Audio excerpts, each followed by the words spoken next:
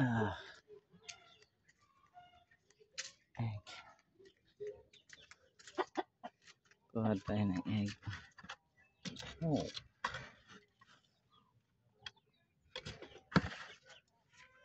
Egg.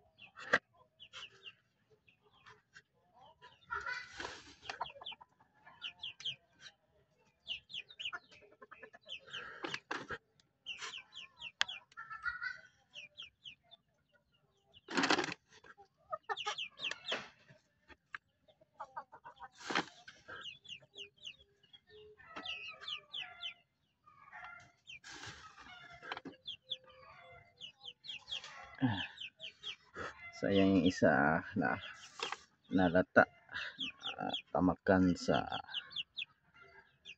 hinakin. Okay, sayang.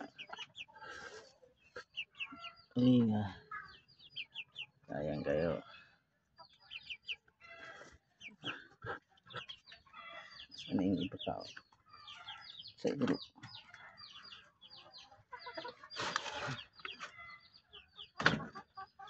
The dogs. Uy. Ito. Ayan itong eggs. Ano yung eggs at yung incubate. Okay. Okay.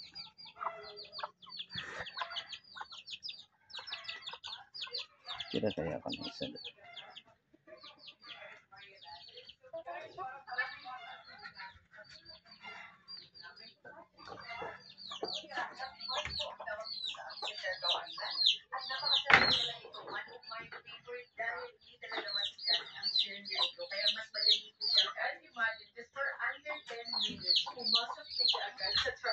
Grabe, sorting po talaga natin ngayon. I always check the size po talaga just to make sure 11 cm po siya. And definitely, it's a more than 11 cm. At ganito po kalaki ang Smile Maria lesson dahil it's always make me happy po talaga. Every time I never thought na makapanghuli po ako ulit ng Krabi. Akala ko my last catching was in Siargao, but definitely I was wrong dahil crab is everywhere. So, while si Mami nag-fishing and pick up ng crab trap, sa Western din, parang nag-picnic lang siya dito. And it's good guys, pinili ko talaga ang spot na ito para hindi mainit. Yes. Good job. And that's for you. Okay. At another ila-ila na naman tayo. Yes, sobrang effort po talaga gawin nito. Wow! Isang crab na naman po ang pumasok. Swerte ko po talaga ngayon dahil sunod-sunod lang po talaga silang pumapasok sa trap ko.